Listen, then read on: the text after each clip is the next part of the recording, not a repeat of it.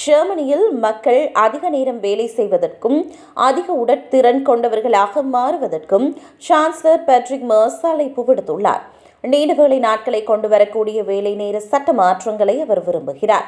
இருப்பினும் வேலை மாற்றம் மற்றும் ஓய்வு நேரம் தொடர்பில் பல ஜெர்மனியர்கள் மிகவும் மாறுபட்ட முன்னுரிமைகளை கொண்டுள்ளனர். பெரும்பாலான ஜெர்மனியர்கள் விடுமுறை நாட்களை விடவும் மிகவும் விரும்புகின்றனர் என 1000 தொழிலாளர்களிடம் நடத்தப்பட்ட சமீபத்திய கணக்கெடுப்பு சுட்டிக்காட்டுகிறது.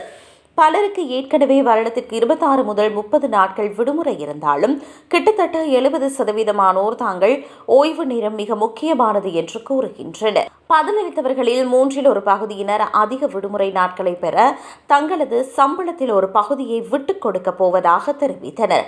மேலும் பலர் நீண்ட விடுமுறை நேரத்தை உருவாக்க பிரிட்ஜ் நாட்களை பயன்படுத்துகின்றனர்.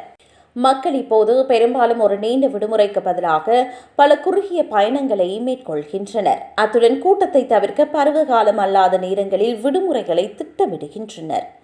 ஜெர்மன் தொழிலாளர்களை பொறுத்தவரை விடுமுறை என்பது ஓய்வு மற்றும் புத்துணர்ச்சியை குறிக்கின்றது. ஆனால் அரசாங்கத்தின் திட்டங்கள் இதற்கு எதிராக உள்ளன. இது அரசியல்வாதிகளின் விருப்பத்திற்கும் தொழிலாளர்களின் விருப்பத்திற்கும் இடையே உள்ள ஒரு பெரிய இடைவெளியை காட்டுகிறது.